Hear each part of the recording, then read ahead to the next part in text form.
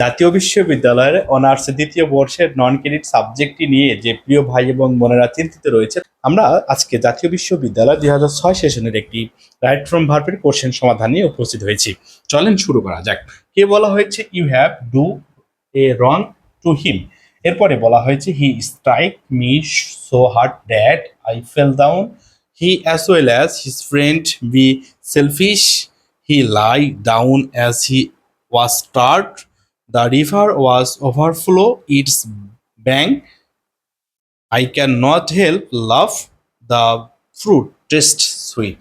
তাহলে এই যে বিষয়টি রয়েছে তা আমরা সুন্দর করে সমাধান করব। দেখেন, আমরা জানি প্রথম যে বিষয়টি রয়েছে প্রথমত হ্যাভ ভার্ব। হ্যাভ ভার্বের পরে ভার্বের ভি3 ফর্ম ব্যবহৃত হয়। কারণ দেখেন আই হ্যাভ, এখানে হবে কি আই হ্যাভ ডু এর উঠে গিয়ে আমরা অ্যান্সারটি লিখব ডন। ডুকে তুলে দিয়ে অ্যান্সারটি এভাবে লিখবো যে you have done a wrong to him. You have done a wrong to him.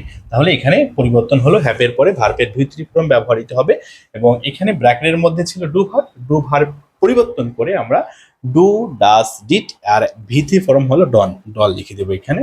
He strike me so hard that I felt down. তাহলে দেখেন এখানে বলছে he third person singular number, ভার্বের সঙ্গে এস বা হি এস হওয়ার কথা ছিল, কিন্তু দেখেন বলছে সো ড্যাটের পরবর্তী একটা ক্লোজ রয়েছে।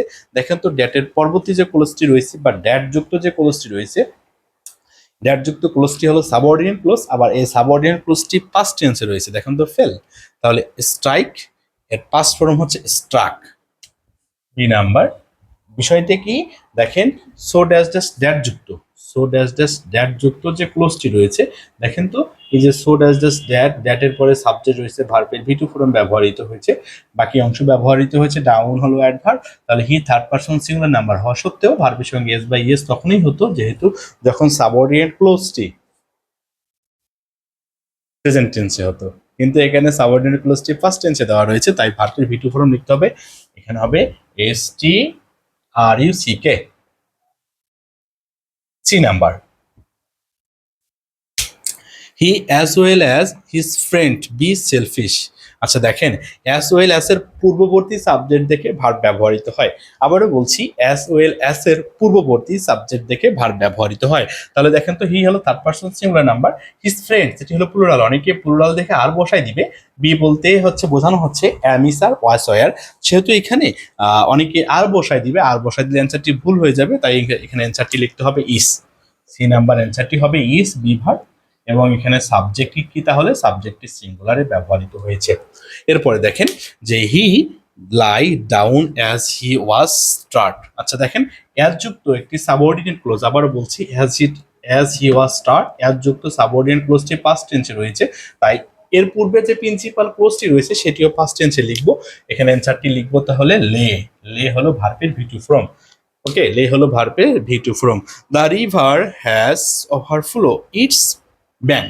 আচ্ছা দেখেন, আমরা জানি হ্যাভ ভার্বের পরে ভার্বের ভি3 ফর্ম ব্যবহৃত হয়, জানি না এটা একটা স্ট্রাকচার, সেহেতু এখানে অ্যান্সারটি লিখবো দ্য রিভার হ্যাজ ওভারফ্লোড।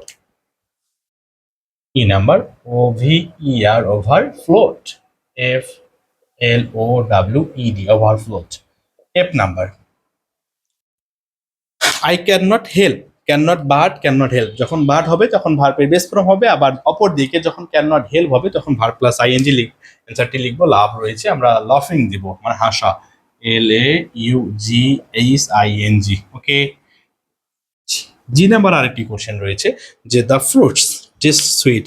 তাহলে the fruit third person singular number, ভার্বের সঙ্গে এস বাই ইএস হবে tastes, T A S T E S, taste sweets.